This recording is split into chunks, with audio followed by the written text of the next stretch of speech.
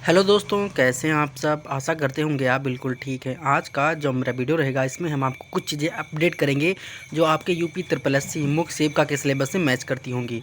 ठीक है, तो चलिए स्टार्ट करते हैं आज का वीडियो बिना किसी देरी के। अगर आप हमारे चैनल पर नए हैं तो प्लीज़ चैनल को लाइक करिए, शेयर करिए, सब्सक्राइब करिए और देखते रहिए हमारा यूट्यूब चैनल एग्जाम आरजू क्लासेस। तो देखते हैं क्या है। जैसे कभी आपके जो हम मॉक टेस्ट करवाते हैं वहाँ कभी कभी क्वेश्चन ये निकल के आता है कि वहाँ पर 4 तत्व दिए होंगे और उसमें पूछता है कि आपका कौन सा माइक्रो न्यूट्रिएंट यानी कि बृहत पोषक तत्व है या माइक्रो न्यूट्रिएंट यानी कि सूक्ष्म मात्रिक पोषक तत्व है। वहाँ पर कभी कभी ऐसे देखने को मिलता है।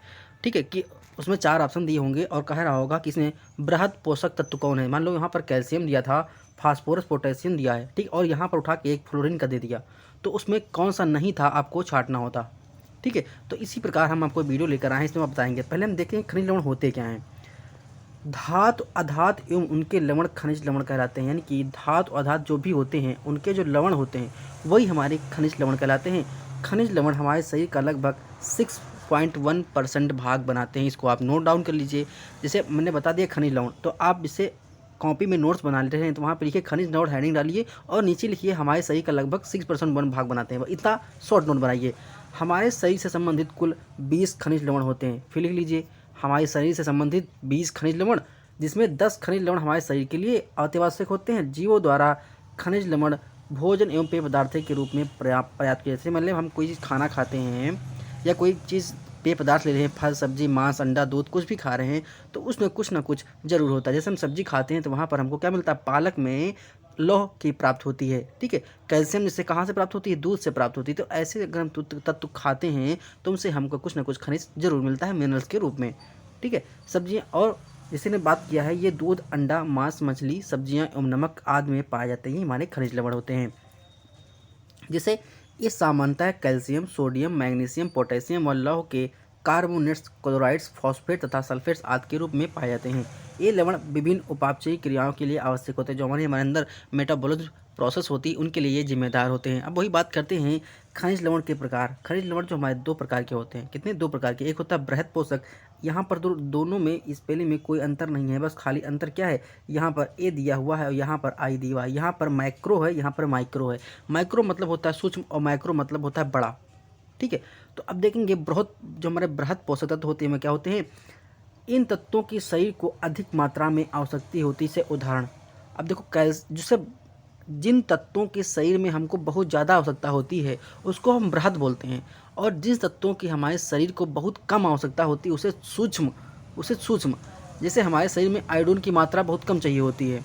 जैसे भाई आप ज़्यादा नमक तो खा नहीं लेंगे, जब ज़्यादा नमक नहीं खाएंगे, देखो क्या होता है, सब जो हमारा सब्जी या खाने में जो नमक पड़ता है वो थोड़ा सा पड़ता है ना, तो आप ज़्यादा नमक नहीं खा सकते। तो आयोडीन क्या हुआ, हमारा शरीर को सूक्ष्म यानी थोड़ा चाहिए आयोडीन, इसीलिए वो सूक्ष्म की श्रेणी में आता है। और कैल्शियम आपको बहुत ज़्यादा चाहिए। क्यों चाहिए? क्योंकि आपके शरीर का जो कंकाल बना है, हड्डी बनी है, वो पूर्णतया कैल्शियम की बनी होती है। इसलिए आपको कैल्शियम अधिक मात्रा में चाहिए, बड़े पैमाने पर चाहिए, इसलिए वो बृहत पोषक के अंतर्गत आती है।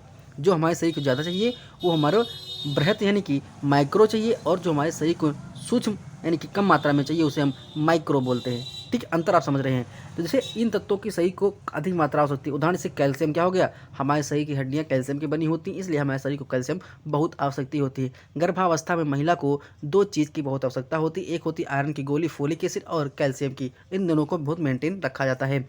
नेक्स्ट है फास्फोरस, जो हमारे दांत का होता है, कैल्शियम फास्फेट का बना होता है। पोटेशियम, गंधक, सोडियम, क्लोरीन और मैग्नीशियम, ये आप लिख लीजिए। देखो आप इनको रट लीजिए, मैं आपसे कह रहा हूँ इनको आप रट लीजिए। ठीक, आप इनको रट लीजिए और एग्जाम में कहीं आपको देखने को मिले तुरंत आप रट के हिसाब से इसको रट लीजिए। कैल्शियम पोटेशियम गंधक सोडियम क्लोरीन और मैग्नीशियम, आप इनको रट लीजिए। अब देखो बात करेंगे हम सूक्ष्म मात्रिक पोषक तत्व की। इन तत्वों की शरीर को बहुत कम मात्रा में आवश्यकता होती है। जैसे उदाहरण, आयोडीन बहुत कम मात्रा में लेते हैं आप। नमक, ऐसा तो नहीं कि नमक उठा के फाँक लिए, इसे चीनी फाँक जाते हैं ना, वैसे नमक उठा के फाँक लिए, ऐसा नहीं होता है। तो कम चाहिए, लोहा कम चाहिए, कोबाल्ट कम चाहिए, फ्लोरीन कम चाहिए। एक होता है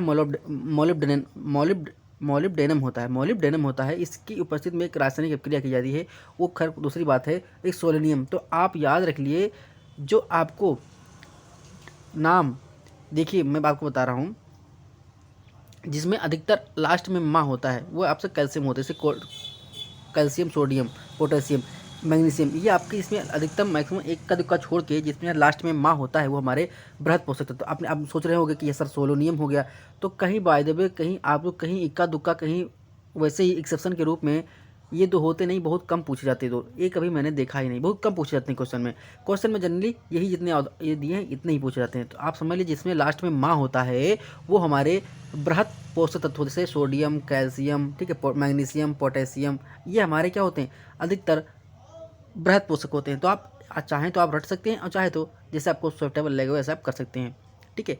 तो ये छोटी छोटी वीडियो आपको लिए लेकर आते हैं जो आपके एग्जाम की दृष्टि से महत्वपूर्ण हो सकते हैं, क्योंकि क्वेश्चन इनसे बनता है, ठीक है। अगर आपको वीडियो अच्छी लग रही है तो प्लीज़ वीडियो को लाइक करिए, शेयर करिए, सब्सक्राइब करिए और देखते रहिए हमारे यूट्यूब चैनल एग्जाम आज जो क्लासेस। मिलते हैं नेक्स्ट वीडियो में। धन्यवाद, शुक्रिया, आपका दिन शुभ हो, मंगलमय हो।